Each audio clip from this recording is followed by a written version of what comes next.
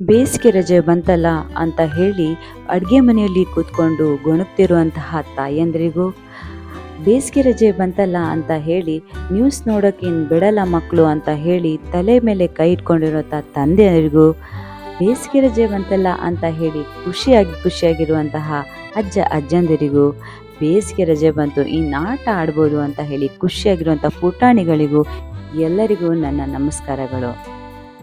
ನಾನು ಯಾಕೆ ಬೇಸಿಗೆ ರಜೆ ಬಗ್ಗೆ ಹೇಳಿದೆ ಅಂತ ಹೇಳಿದ್ರೆ, ನಮ್ಮ ಪಕ್ಕದ ಮನೆ ಸುಬ್ಬು ಇದ್ದಾನಲ್ಲ, ಅವನು ಎಡಗೈಯಲ್ಲಿ ಬ್ಯಾಟಿಂಗ್ ಮಾಡ್ತಾ ಇದ್ದ. ಆವಾಗ ನಾನು ಕೇಳಿದೆ, ಯಾಕಪ್ಪ ಎಡಗೈಯಲ್ಲಿ ಬ್ಯಾಟಿಂಗ್ ಮಾಡ್ತಾ ಇದ್ದೆ ಅಂತ.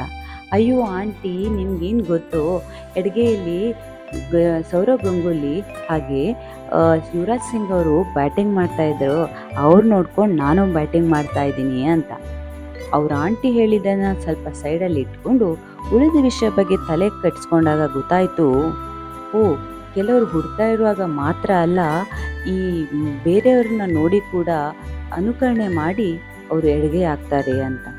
ಹೌದು, ಕೆಲವರು ಹೊಟ್ಟೆಯಲ್ಲೇ ಎಡಗೈನ ಅಥವಾ ಬಲಗೈ ಅಂತ ನಿರ್ಧರಿಸಿ ಹುಟ್ಟು ಬಿಡ್ತಾರಂತೆ.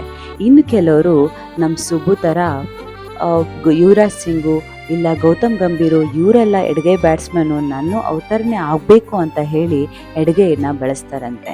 ಇನ್ನು ಕೆಲವರು ಆಕ್ಸಿಡೆಂಟ್ ಆಗಿ ಅವರಿಗೆ ಬಲಗೈ ಪೆಟ್ಟಾಗಿರುತ್ತೆ, ಅದಕ್ಕೋಸ್ಕರ ಎಡಗೈ ತೊಳೆಯೋ ಕೈಯಾದರೂ ಪರವಾಗಿಲ್ಲ, ಎಡಗೈ ಆದರೂ ಅಡ್ಡಿಲ್ಲ ಅಂತ ಹೇಳಿ ಬಳಸ್ತಾರೆ.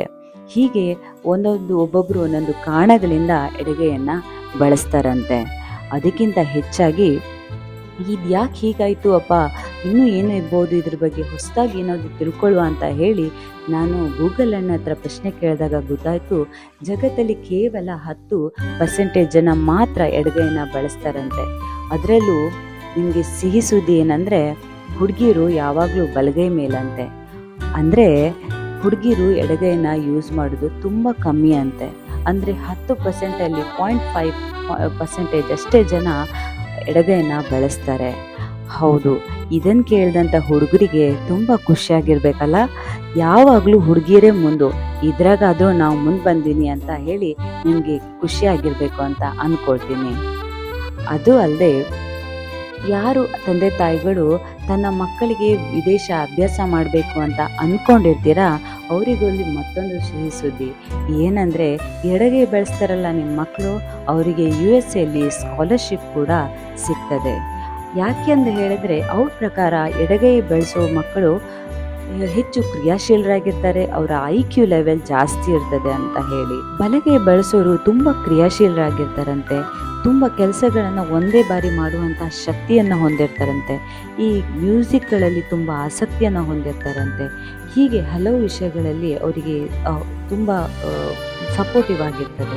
ಅಷ್ಟೇ ಅಲ್ಲದೆ, ಈ ಪಾರ್ಶ್ವವಾಯುಕ್ಕೆ ತುತ್ತಾಗಿರ್ತಾರಲ್ಲ ಅಂಥವರು ಬಲಗೈಯದವ್ರಿಗಿಂತ ಎಡಗೈಯವರು ತುಂಬ ಬೇಗ ರಿಕವರಿ ಆಗ್ತಾರಂತೆ.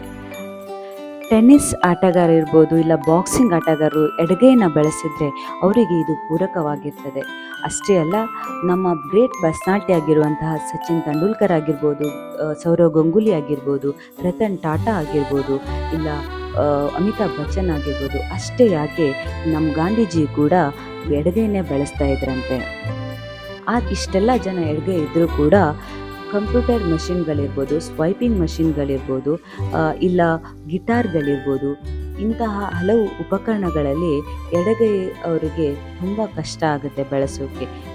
ಇದೆಲ್ಲ ಸಮಸ್ಯೆ ಬರ್ತದೆ ಅಂತ ನನ್ನಮ್ಮಂಗೆ ಮೊದಲೇ ಗೊತ್ತಿತ್ತು ಅನಿಸುತ್ತೆ. ಇದಕ್ಕೆ ಇರ್ಬೋದು ನಮ್ಮಮ್ಮ ಎಡಗೈ ಯೂಸ್ ಮಾಡಬೇಡ, ಬಲಗೈನೇ ಬಳಸು ಅಂತ ಹೇಳಿ ಹೊಡೆದು ಬಲಗೈನೇ ಬಳಸ್ತಿರೋದು. ಇಷ್ಟೇ ಅಲ್ಲ, ಇನ್ನೊಂದು ವಿಷಯ ಕೇಳಿದ್ರೆ ನೀವಂತೂ ತಲೆ ಮೇಲೆ ಕೈ ಇಟ್ಕೊಂಡು ಬಿಡ್ತೀರ. ಅದೇನೆಂದರೆ, ಬ್ರಿಟಿಷ್ ಜನರಲ್ ಆಫ್ ಕ್ಯಾನ್ಸರ್ ಅವರ ರಿಸರ್ಚ್ ಪ್ರಕಾರ ಬಲಗೈ ಯೂಸ್ ಮಾಡುವಂತಹ ಮಹಿಳೆಯರಿಗೆ ಬ್ರೆಸ್ಟ್ ಕ್ಯಾನ್ಸರ್ಗಳಂತಹ ಸಮಸ್ಯೆಗಳು ಜಾಸ್ತಿ ಕಾಣಿಸ್ತದಂತೆ. ಅಷ್ಟೇ ಅಲ್ಲ, ಅವರಿಗೆ ಈ ಮೈಗ್ರೇನ್ ಅಂತಹ ತಲೆನೋವು, ಮೈಗ್ರೇನ್ ಅಂತಾರಲ್ಲ, ಆ ರೀತಿಯ ಸಮಸ್ಯೆಗಳು ಜಾಸ್ತಿ ಕಾಡ್ತದಂತೆ. ಈ ಒಂದು ಹಾರ್ಟ್ ಡಿಸೀಸ್ಗಳು ಅವರಿಗೆ ಜಾಸ್ತಿ ಇರತ್ತಂತೆ. ಅಷ್ಟೇ ಅಲ್ಲ, ಬಲಗೈ ಯೂಸ್ ಮಾಡೋರ್ಗಿಂತ ಎಡಗೈ ಯೂಸ್ ಮಾಡೋರ ಜೀವಿತ ಅವಧಿ ಕೂಡ 9 ವರ್ಷ ಕಡಿಮೆ ಇರ್ತದೆ ಅಂತ ಹೇಳ್ತಾರೆ. ಆದರೆ ಇನ್ನೊಂದು ವಿಷಯ ಕೇಳಿ ನನಗೆ ಹೋದ ಜೀವ ವಾಪಸ್ ಬಂದಾಗಾಯಿತು.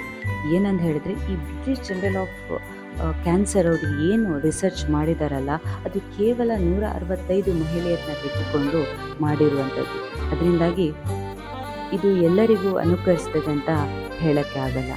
ಅಷ್ಟೇ ಅಲ್ಲದೆ ಈ 9 ವರ್ಷ ಜೀವಿತಾವಧಿ ಕಮ್ಮಿ ಇರ್ತದೆ ಅಂತ ಹೇಳ್ತಾರಲ್ಲ, ಇದು ಕೂಡ ರಿಸರ್ಚ್ನಲ್ಲೂ ತುಂಬ ಕಮ್ಮಿ, ಇದು ಸತ್ಯ ಅಲ್ಲ ಅಂತ ಕೆಲವೊಂದು ಅನೇಕ ರಿಸರ್ಚ್ಗಳನ್ನ ಬೇರೆ ಮಾಡಿ ಹೇಳಿದ್ದಾರೆ. ಸುಶೀಲ್ ಕುಮಾರ್ ಅವರ ರಿಪೋರ್ಟ್ ಪ್ರಕಾರ 3 ಫ್ಯಾಕ್ಟರ್ಗಳು ಈ ಕಾರಣ, ಈ ಎಡಗೈ ಮತ್ತು ಬಲಗೈ ಅಂತ ಏನು ನಿರ್ಧರಿಸ್ತಿರಲ್ಲ ಇದಕ್ಕೆ ಕಾರಣ ಆಗಿರ್ತದಂತೆ. ಅದರಲ್ಲಿ ಒಂದು ಈ ಜೆನೆಟಿಕ್ ಫ್ಯಾಕ್ಟರ್ ಆಗಿರ್ತದೆ, ಇನ್ನು ಕೆಲವುದು ಸೋಷಲ್ ಮತ್ತು ಲರ್ನಿಂಗ್ ಮೇಲೆ ಬರ್ತದೆ, ಇನ್ನು ಕೆಲವುದು ಬ್ರೈನ್ ಸ್ಟ್ರಕ್ಚರ್ ಮೇಲೆ ಬರ್ತದೆ. ಸೋಷಲ್ ಆ್ಯಂಡ್ ಲರ್ನಿಂಗಲ್ಲಿ ಅಂದರೆ ಹೇಳಿದರೆ ಸಚಿನ್ ತೆಂಡೂಲ್ಕರ್ ಸಿಗ್ನೇಚರ್ ಎಡಗೈಯಲ್ಲಿ ಹಾಕಿದ್ರು ಬ್ಯಾಟಿಂಗನ್ನು ಬಲಗೈಯಲ್ಲಿ ಮಾಡ್ತಾರೆ ಅಂತ ಹೇಳಿದ್ರೆ, ಕೆಲವರು ಸೋಷಿಯಲ್ ಪ್ರೆಷರು ಅಂದರೆ ನಮ್ಮ ಥರದವರು ನಮ್ಮ ಅಪ್ಪ ಅಮ್ಮ ಬೈತಾರೆ ಅಂತ ಹೇಳಿ ಬಲಗೈ ಮತ್ತು ಎಡಗೈ ಎರಡನ್ನೂ ಯೂಸ್ ಮಾಡೋಕ್ಕೆ ಪ್ರಾರಂಭಿಸ್ತಾರೆ. ಎಡಗೈ ಬಲಗೈ ಅಂತ ಹೇಳಿ ತಲೆ ಕೆಡಿಸ್ಕೊಳ್ಳೋಕೆ ಹೋಗ್ಬೇಡಿ.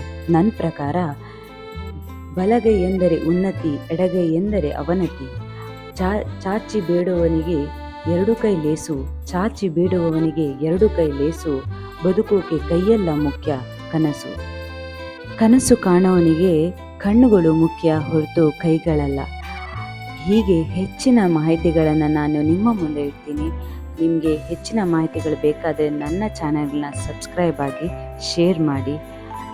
ಮುಂದಿನ ವಿಡಿಯೋದಲ್ಲಿ ನಾನು ಹೇಗೆ ಒಬ್ಬ ವ್ಯಕ್ತಿ ಕಣ್ಣಿನ ಮೂಲಕನೇ ತನ್ನ ಸುತ್ತಮುತ್ತಲ ವಸ್ತುಗಳನ್ನು ನಿಯಂತ್ರಿಸಬಹುದು ಅನ್ನೋದನ್ನು ನಾನು ತಿಳಿಸ್ಕೊಡ್ತೀನಿ.